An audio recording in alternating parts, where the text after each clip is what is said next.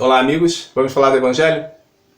O Evangelho segundo o Espiritismo, no seu capítulo 27, que tem o título Pedi e obtereis, Allan Kardec nos fala sobre os seguintes itens: qualidade da prece, eficácia da prece, ação da prece, transmissão do pensamento, preces inteligíveis, da prece pelos mortos e pelos espíritos sofredores, além das instruções dos espíritos.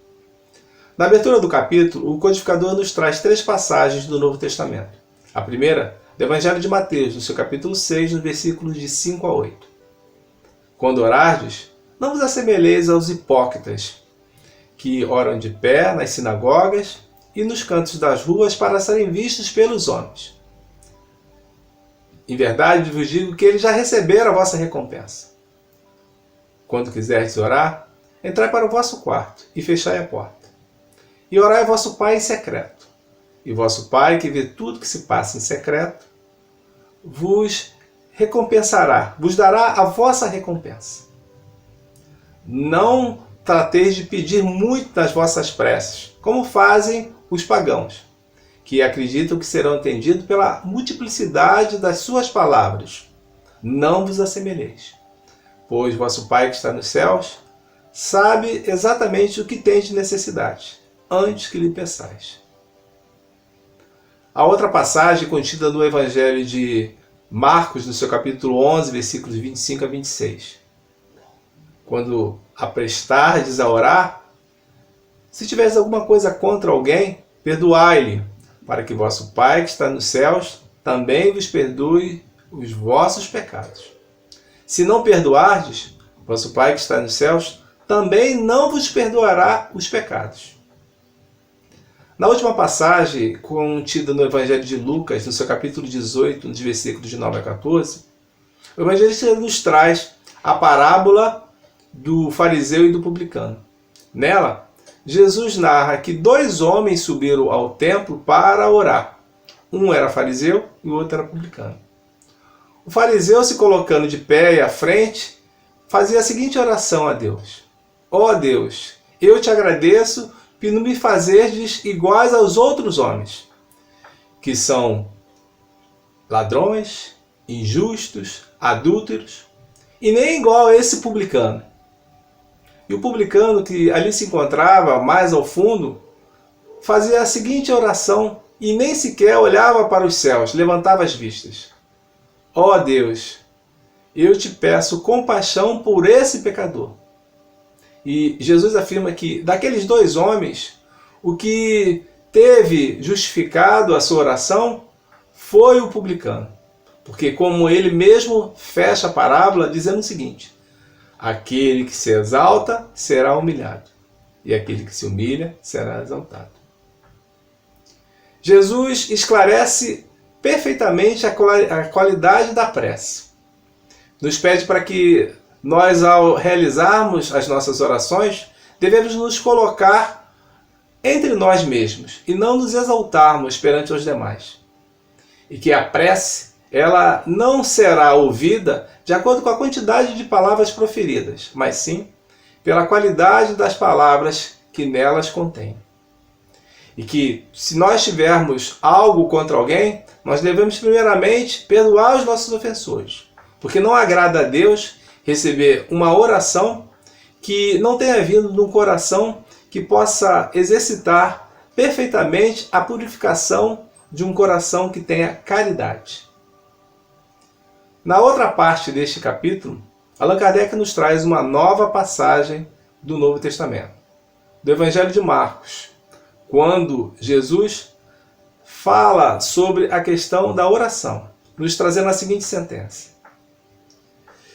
seja o que for que pedirdes em vossas preces, crede que obtereis, e concedido vos será o que pedirdes. Muitos não concordam que nós devemos fazer orações a Deus, pois que o Criador, sendo o conhecedor de todas as nossas nos nossos anseios, aquilo que desejamos, Ele sabe o que nós precisamos. O que é um erro. Porque nós não nos movimentamos e o que nos ocorre está relacionado à questão da fatalidade.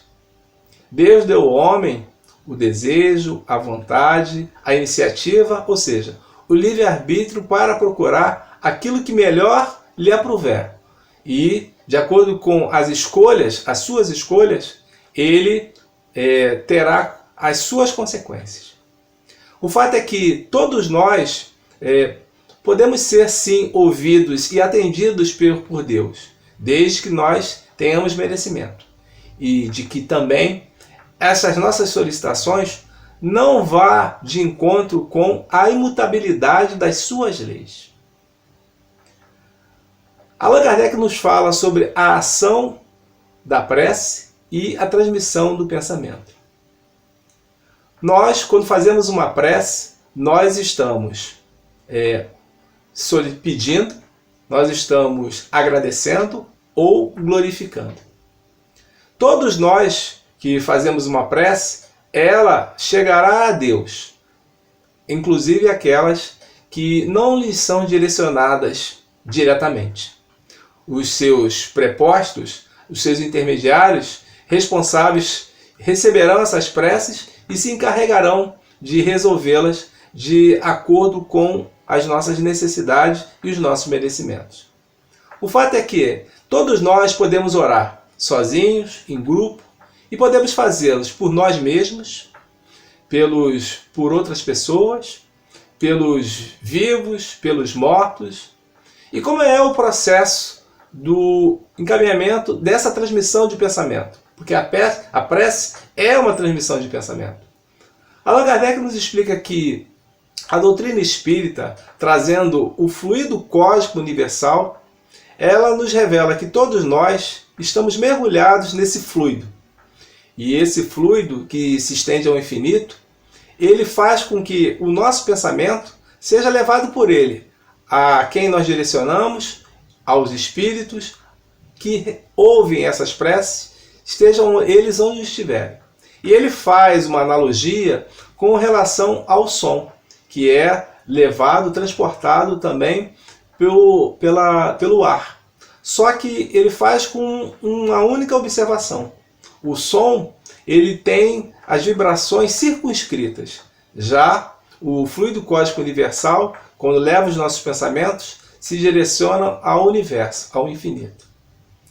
E os espíritos, eles se comunicam entre si dessa forma. Por isso que todos nós, ao levarmos os nossos pensamentos, nós teremos os mesmos atendidos por esses benfeitores do mundo maior. Na outra parte do mesmo capítulo, Allan Kardec nos comenta uma passagem numa epístola, numa carta do apóstolo Paulo, direcionada à comunidade de Corinto, aos coríntios. Nela, o apóstolo dos gentios falava que como nós poderemos nos conectar à divindade, a Deus, se nós não entendemos como são feitas as orações, se elas não tocam os nossos corações. Apesar de ser algo bom, algo importante para todos nós, é importante que seja o mesmo idioma realizado, o do coração e da fala, porque Deus sabe verdadeiramente o que se passa dentro de nossos corações. Na outra parte que Allan Kardec aborda sobre a questão das preces pelos mortos e pelos espíritos sofredores, o codificador nos revela que esses espíritos, eles se sentem bem quando nós fazemos essas preces. E que essas preces chegam para eles com um verdadeiro alívio desses sofrimentos. E faz muito mais do que isso. Inclusive, fazendo com que eles possam se arrepender daquilo que eles realizaram. Então, ao nós direcionarmos as nossas preces aos nossos entes que estão já no plano espiritual, nós possamos fazer com muita vontade, para que seus sofrimentos sejam aliviados e que, se eles tiverem alguma correção para iniciarem, que comece imediatamente. Na Instruções dos Espíritos, Allan Kardec traz duas mensagens. A primeira nos fala sobre como a maneira de orar é do espírito Monô. O mesmo diz que todos nós, ao levantarmos, ao acordarmos, devemos fazer, o primeiro ato deve ser a prece. E todos nós devemos fazê-las com muita humildade, com muita profundeza, com muita dedicação e agradecer por tudo que nós recebemos até aquele dia. E que não há outro pedido que nós devemos fazer nessas preces que não seja pedir a perseverança, a resignação e a fé. Na última mensagem que fala sobre a felicidade que a prece proporciona é do Espírito Santo Agostinho. O bispo de Hipona nos revela que a fé ela faz com que nós mexamos com o nosso coração, nos trazendo um arrependimento e fazendo com que nós realizemos a prece. Ele nos informa que a prece é um orvalho divino que faz aplacar o calor das nossas paixões. Que após a leitura deste capítulo do Evangelho segundo o Espiritismo, pedi e obtereis, possamos nós estarmos muito mais bastante intencionados nas nossas preces, para que elas possam ser cada vez mais ouvidas pelos esses bons espíritos. Que Jesus nos ampare, que Jesus nos envolva. Muita paz, boa leitura.